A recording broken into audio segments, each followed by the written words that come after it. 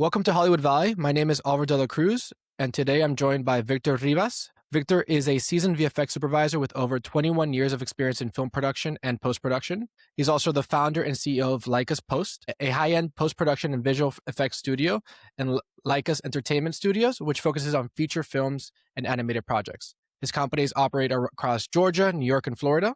Victor, welcome to Hollywood Valley. Thank you so much. Before we get into your companies, I'd love to start with your background. How did you first get into filmmaking, VFX, and post-production? Yeah, I really started in 2005. And I remember before that, my father was working in a company in the 90s. He has a technology stores with it's called Office Computer. And I remember since then looking him working with computer, working with Java, working with programming stuff and other areas. I really love those aspects. And my father showed me how to work with a computer. And after doing this by myself, I started by myself. I started to see this kind of films like a Matrix in the 90s. And that's first Matrix where I saw those effects. I was like, oh my God, I want to do this. And that's the first impression that I used to jump into the visual effects. And after 6, 7 years later, in 2005, I really started the film industry. So before that, I was trying to learn by myself 2D animations, 3D animation, cinematography. I took 3D animation 2005 and 2008, I studied cinematography. A few years later, I studied computer engineering. So I prefer to combine three areas, Yeah. technology, traditional art, cinematography. Before that, I had this dream to work with big companies like a Pixar, ILM, Visual and Magic. But for the personal situation, I didn't have the opportunity to jump into LA for financial situation. And I decided for as a entrepreneur, trying to create my own company first and working as a freelance with client. In 2012, I created my first company called Barita Filmica. So Barita Filmica was my first company in Puerto Rico. Then I started with that and I spent around 8 years with the company. And between those years, I started working with different clients. In this TV commercial, short films, and indie films. Also, my first big blockbuster film, I remember someone called me, was Captain America Civil War. And they tell me, hey, I know you love visual effects. I know you're really good on this. And maybe we can call you to see if you wanted to be on set. And they called me and I helped them to take a lot of pictures around, photogrammetry around for the post-production process. And that's giving the opportunity to work in other projects with feature films, and also with replicas with Keanu Reeves. And after many years in working so hard, in 2017, we received the Hurricane Maria. Mhm. And I lost everything. I lost the company, and also I had employees, other Marita Filmica. Everything was so fantastic. And I had to close the company in 2018 and I had to start over again as a solo artist and visual effects supervisor with different client, TV commercial, and trying to be as a director as well. So I worked as a director in TV commercials. After a few months later, someone called me and say, Victor, I know you lost your company, but we're looking someone with a lot of skills like yourself to work with ABC. And they called me to work with ABC. I provide them for around 8 months, visual effects supervision, also 3D animation a lot. And then 2019, between February and May, I created this new company called Lacus Post. I started from the beginning working not only as a 3D person or visual effects, I started working as a PA, production assistant, helping on set, trying to learn every step from the beginning, trying to work in every department, not only in visual effects, but as well as an editor, sound design. That's helped me to understand a lot of department very well. Because when you are working as a visual effects supervisor, it's very important to understand every step, and then you can use those skills to manage a team. You've definitely worked around Montreal, New York, Miami, Puerto Rico. How are they different in how they approach filmmaking and visual effects? To work in Puerto Rico is more complicated to start with there because yeah, they have a cinematography for locations. Right now they are producing a lot of movies. That's great, but they don't have this kind of infrastructure companies that like the United States. The support is so different. So when you're trying to create something in Puerto Rico, no matter it's with your business or maybe you are producing something, is so hard, and you need to do it by yourself most of the time. Right now, when you move to the United States, it's so different. Is it hard because there's not as many people there that can help, or is it just expensive? No, no, it's well, Puerto Rico is no, it's not expensive. It's more, cheaper to be honest. But it's more that like the people that have Puerto Rico is it's not like I can say, okay, they have very, very good professional, but they need to have more, you know. Mhm. So they have a good professional in cinematography, for example. They have a good professional in acting process, but they don't have departments specialized in visual effects, animation, technology. You see, Mhm. so Puerto Rico don't have those aspects. They trying to replicate those, but today has been a little bit complicated for that. And that's the reason when you try to compare Puerto Rico with maybe New York or Georgia, it's different because you move to Florida, you move to New York, and you're gonna see over there they have the technology, they have the people with visual effects, and every aspect in every department. In case you need some help, you can go to there. They can give you suggestion, recommendation. They need to really establish themselves and have like a community of people to support each other. Yeah, exactly. And Puerto Rico needs that a lot because when you create those community to help each other, with people really specialize in those departments, you're putting a lot of value to the film industry. When you explain to people about visual effects, what's a quick way of explaining it to people that don't know? Well, visual effects is, to make it simple, is something that when you have an image and really you want to create something that you have in your head, but it's a little bit impossible to do it on set, in props or something, visual effects help you to create those aspects into the next level. Like say that you want to create a building that you don't have, but you don't have maybe the money to film on there because you need permission to close the streets. You can Yeah. use a green screen.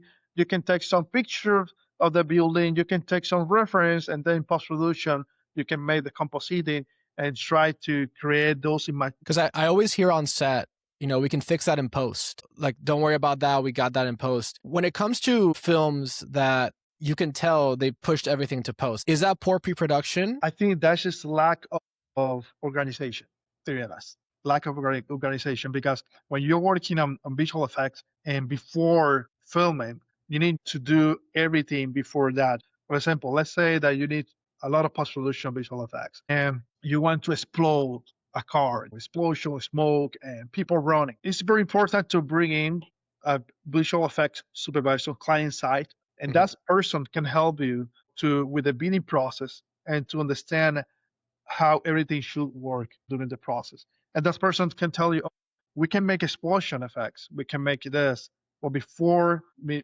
filming this, I suggest this. And then you can save a lot of money during the process. You can save a lot of time during the process, and trust me, the production gonna be fine in the end of the day.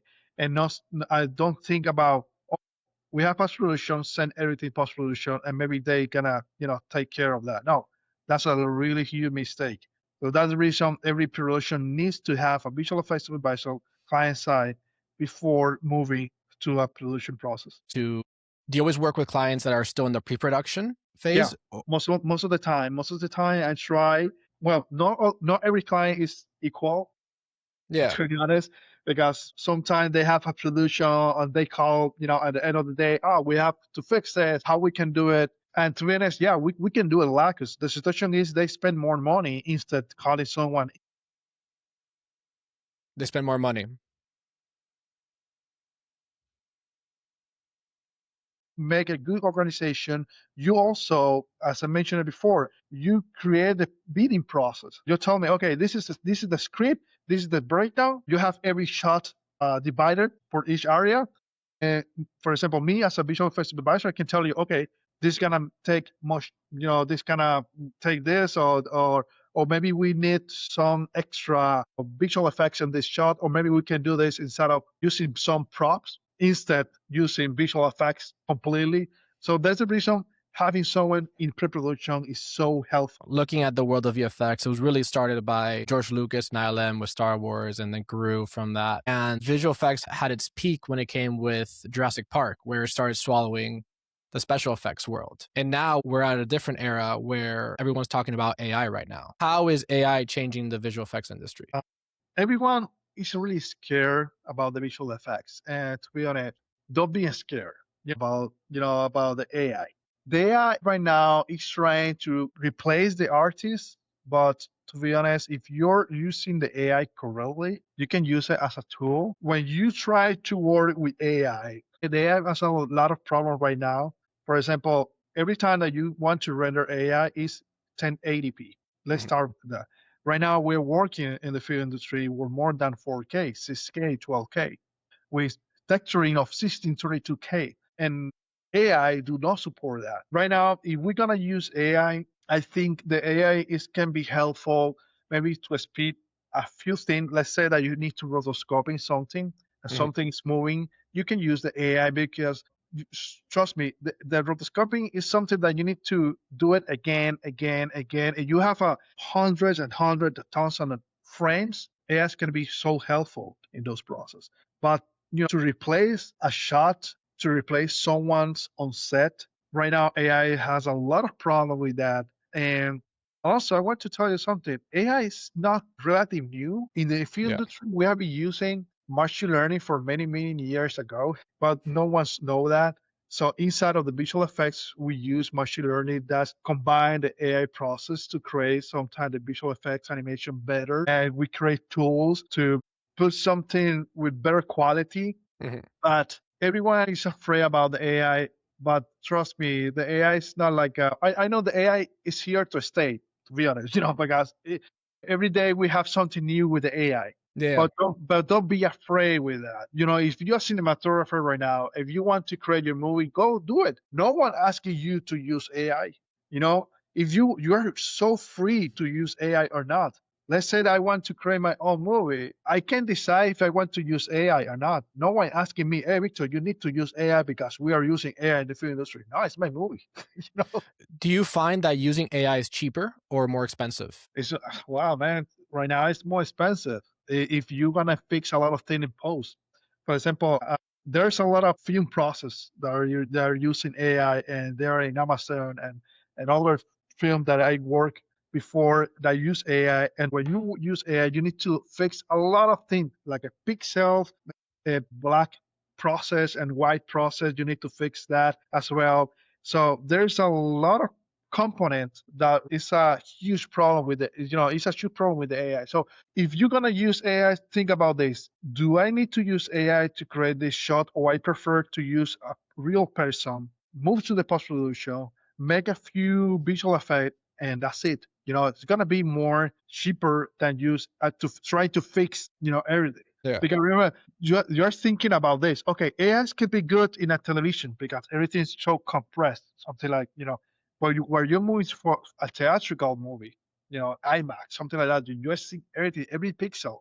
AI does, it looks so horrible, and you're gonna see the bad details over there. And one of the things that I want to add is if you want to create a person with AI, you're gonna see something in the eyes. Let's start with that. The person don't have soul. Mm. We as a human, we have soul, and we when we want to express something emotions, you can see it's a real person. The actors, and you see the emotion of the face when that person moves the everything. But in an AI, you try to emulate something that's not real. Even with motion capture, you at least still have that feel of like we're capturing a person's expression. Exactly. Exactly. Motion Yeah. capture even is more realistic than AI, Yeah. to create a movie because you're using a real actor. Are there any tools that you're using right now to help your visual effects process that use AI? Well, right now we are trying to implement this tool called ConfUI. I don't know if you know that. ConfUI is an AI tool, but work with nodes, with connections, and also with Mhm. prompt. But it's not necessary to use prompt all the time because that's the problem with AI. Use of prompt and everything has been created by the AI, so not by you. And this process, the ConfUI it's a little bit more different because you train your data. You can use LoRa, and you can, let's say you have maybe a drawing or something like that, and maybe you have a reference, your own reference. You can train your data, and maybe you can use that to create a background, to create a 3D aspects modeling, and you can move that to the post production. But it's your data, it's your own data. So that's a problem that's being challenging right now in the industry because the people say, okay, you're using AI, but where you take those data, Mhm. where you steal those data, and we really know most of this AI really steal those data from artists, from many movies we see in YouTube or TV, theatricals. But when you're trained, your own data is locally using your own computer, your own GPU graphics card, and everything is yours. So Hmm. that's the difference between one another. When I think of AI for visual effects, I think what'd be really useful is if I'm a writer and I'm writing a script, it would be nice to see like, hey, press one button and it just gives me this script will be costing $40 million because of all the visual effects you want. And so then I'd be like, okay, I need to rewrite this a little bit. Yeah, I think the okay, I think the AI can be helpful in few things if you really know how to use it, and that's great as you mentioned. And for example, I'm gonna give you idea how you can implement AI as well. Let's say that you have a lot of 1,000 shots of visual effects. When you need to do bidding with a shot, you can put every shot in the AI, and the AI can give you like a breakdown of Mhm. each shot, how much gonna cost. You maybe an estimate, and then you can use that to move forward. Maybe to start, thinking, okay, this is gonna cost this. I gotta create a package maybe to move my movie forward. So that's something that can be helpful because Yeah. you maybe you're not replacing anyone else. You're not replacing you. You're trying to have a tool to help you to speed up the process, but you're still doing your job. That's the reason I think about how we can use AI every time. When it comes to selecting a visual effects company or a visual effects partner to help you on, let's say, your indie film or your studio film, how do you know who to choose, who to partner with? Yeah, I think in this part is when you do this kind of decision, you need to think about a few things. Okay, what kind of process or resources have the company that I can use for myself for my movie. You mentioned, it's not about money, it's not anything else. You need to see either really the company has the resources, has the experience, has the skill, maybe has the artist because right now, let's say you can have a big company, that big company has 100 artists, to give you an idea. But you have this other company that maybe have 50 artists or 30 artists, but between one and another is a huge difference. What is the company has three artists, maybe have more control during the process that you can feel more comfortable Mhm. doing the film because maybe you have are gonna have a small team that you can look the progress. Maybe you can sit with the visual effects supervisors and the artists as well and take a look of everything. Maybe everything gonna start moving more smoothly. Now, when you have a company with a huge team with more than 100 people, it's different. You only communicate with one person, and that person is the visual effect producer and visual effects supervisor. That's it. But you Mhm. really don't know how everything's working behind that. So I think when you're taking the step to make a partnership, you need to take a look of everything, not only about who he is, how much it's gonna cost. You need to put everything on the table and decide, okay, this is gonna be helpful for me, not in short term, but in long term. Yeah. You see? And also, let's say you are Georgia. Right now we have Georgia, New York. New York and Georgia has tax incentive. Florida right now has few tax incentive as well, but Georgia has a little bit more and New York. And let's say you have a film production in Georgia, and we'll like to say, okay, we can put all your team for post production in Georgia. For you, gonna be more helpful and Mhm. useful for your production for the tax incentive. You can save a lot, and that's something that you can put in the tables as well to make decision as a partnership with someone else. And what are your thoughts on Marvel and Marvel laying off a lot of their visual effects artists? No, what do you mean about that? Marvel recently laid off a lot of their visual effects department, and then they're doing Yeah, yeah, per but project. yeah, I remember now.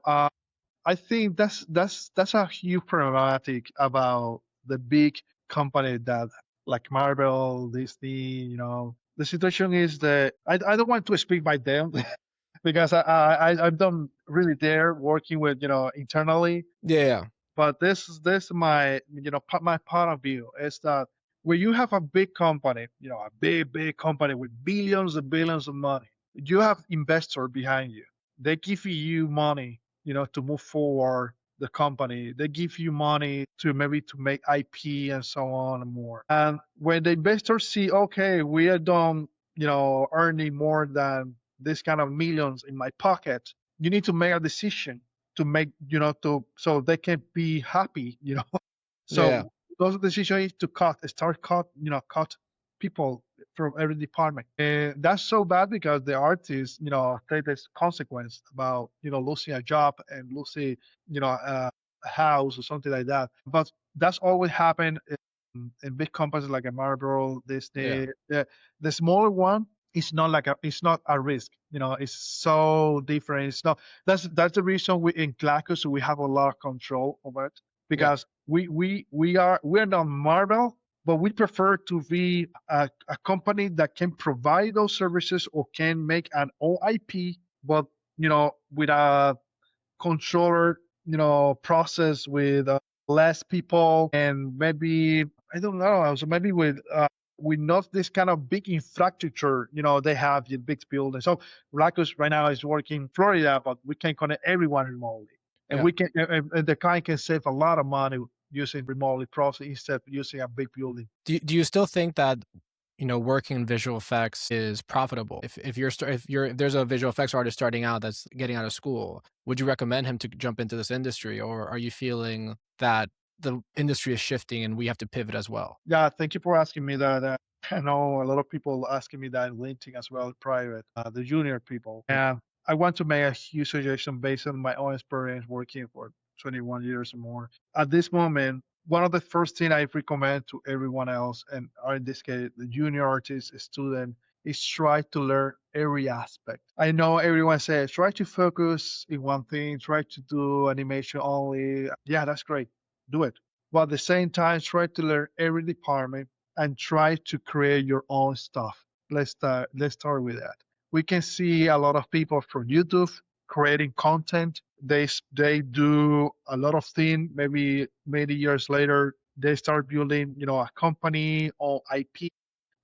That's we are trying to, one of the things of visual effects right now is shifting so hard with the technology and AI. And if you can learn everything by yourself or study that in the university or master class, try to create your own content.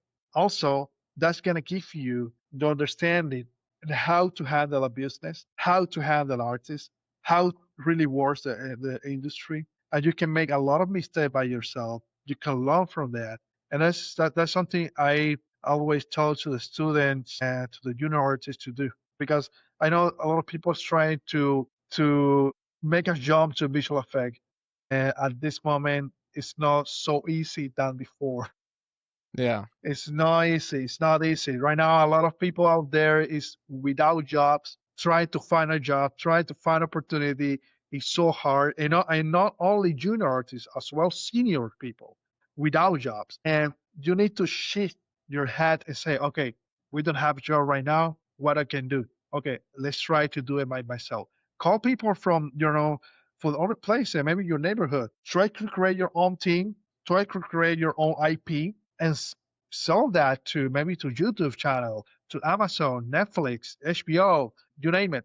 They have a lot of Mhm. opportunity to these people that really have original content, and they can sell those content to the streaming. How are you approaching you mentioned that you're also creating your own IP. Is it where you're working on creating something that you're writing yourself, or are you looking at other scripts or other people are sending you stuff to make? Now, okay, thanks for asking that. In Lacus Entertainment Studio, what we're doing is about this IP is there's a movie, that has been developing since 2012. I spent a lot of like 10 years working on that. I call on a writer to work with me and then a co-writer to work with me, to make the script a little bit better. And one of the things is to create this film. After doing this film, the opportunity is to open the division to give the option to producer and director to work on the Lacus Entertainment Studio, and they can work in their own IP. You see, so Mm. we are using this first film to open the doors to everyone else. So that's the reason I say, okay, let me make my directorial debut Yeah. this feature film. Let's make this successful. Like open the doors for everyone else, and every producer, no matter if you have experience or not, you can start working with us. Because one of my focus goals is to, to put the industry moving forward, especially in the United States. After the rail strike situation in 2023, I think we need to put a lot of effort and support to those people trying to create content, and that's the reason we're using Lacus Entertainment Studio to make those offers to those people. Yeah. So, and we hope so for the next year, this can be Are you approaching English language films, or are you also thinking about making Spanish films? both, both. Yeah. That's no matter, to be honest, both. Because personally, I speak Spanish well, and I think Hispanic people needs Yeah. opportunity to present their movies, not only like a English film. And also, I think it's gonna be more helpful when you have different kind of cultures and you learn from that. Maybe you have someone from, I don't know, Mexico or Spain Yeah. that really have something to show and really is really good for bringing it. And we can help you to produce those films. It's awesome. Well, this has been great. Before we wrap, where should people go see your work, learn more about Lacus Post, Lacus Entertainment, or follow what you're building? Yeah, go to www.lacuspost.com, and then you can see our work.